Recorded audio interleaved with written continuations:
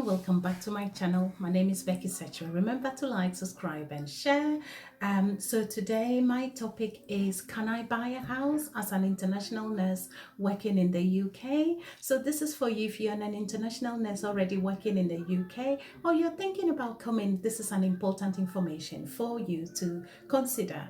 Anyway, my answer to you is certainly yes, you would be able to buy a house as an international nurse working in the UK. It is not easy, but it is doable. So I got our first house within 2 years of arrival from Ghana to the UK. So as I said, yes, you can do it.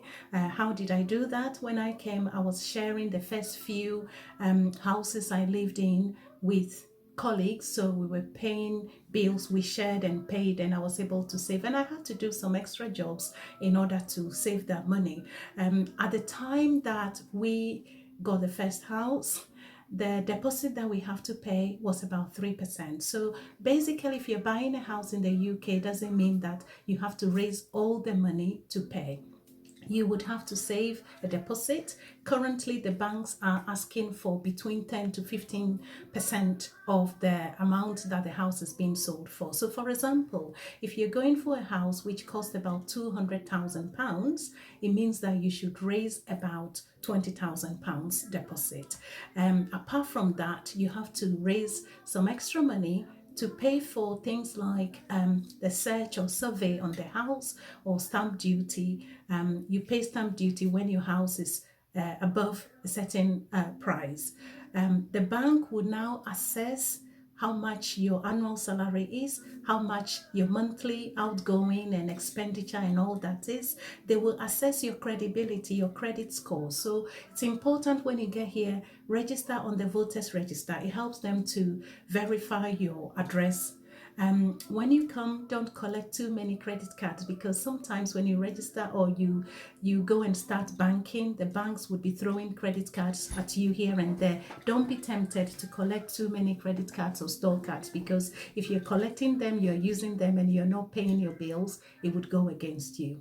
So you need to do that, and at the same time, just try to work hard, do bank here and there to be able to save extra money in order to be able to afford this house. Because if you go for the house and you're not able to pay your monthly mortgage, they will repossess it and you will lose in the end. So you have to be very careful. Apart from that, what have I got to say? If you want to get a house as well, it's important, just speak to a mortgage advisor in your bank that you currently banking with. And there are also private mortgage advisors out there who would be able to advise you as to what to do. Sometimes you would go, they would assess and they would say, no, you're not ready. If you're married, both of you, your salaries together can help. It can take between 3 to 4 years for you to be able to do that, but you have to just take things easy. Do not rush into it, because it's a big undertaking. I would say you get the house, and one day if you feel, you know what, I want to go back home, this is not for me, if you sell that house, all the mortgage that you have paid would come back to you, so you get some profit out of it. And at the same time, the houses that are, the mortgage is given to you by the banks based on your age. So you could be given a mortgage for over 30 years. So if you're going to be retiring at 67, they look at your agency, how long can you work? How long can you afford this mortgage we're giving you? And then they give you based on that. So as I said, speak to a mortgage advisor if you're thinking of getting a house, if you're here. So basically that's what I've got for you. Take care of yourselves and I'll see you soon. Bye.